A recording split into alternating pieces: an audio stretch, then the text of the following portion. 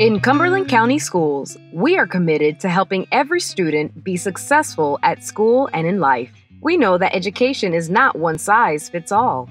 Our district has diverse schools that build positive relationships with students from all walks of life to provide equitable access to engaging learning.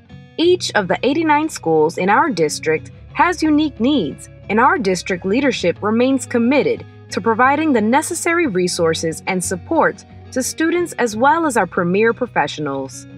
Cumberland County Schools has created a support structure called PACE.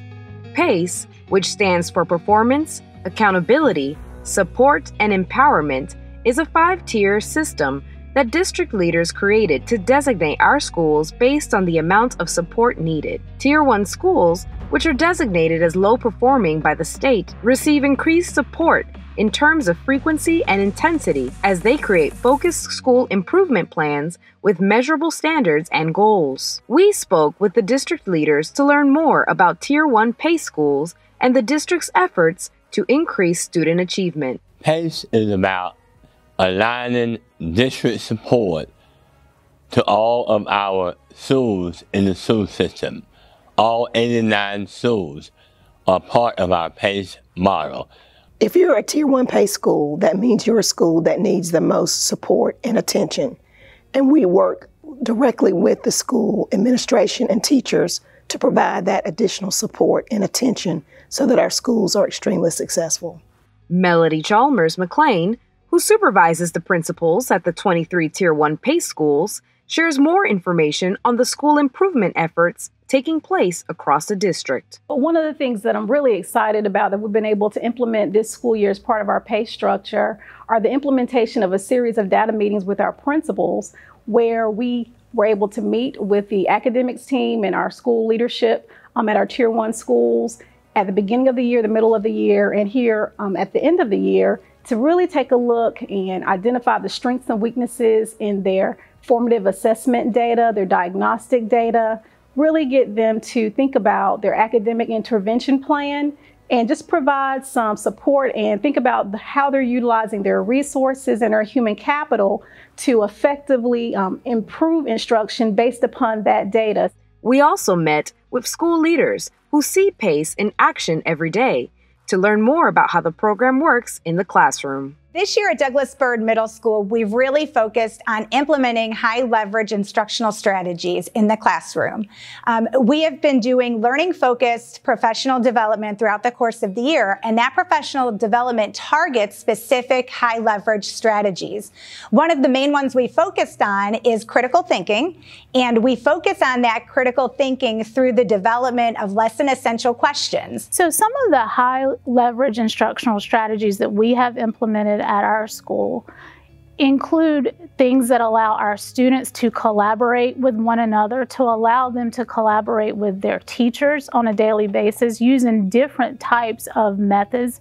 Some of these may include our turn-in talks, our small group instruction that is specifically targeted to the needs of those students, and just very engaging whole group instruction that has our students wanting to pay attention, wanting to learn, and they hang on every word that their teacher has to say because they want to learn. The type of instructional resources and support that teachers receive to improve student learning is that one of the things we do, we meet weekly to discuss our data.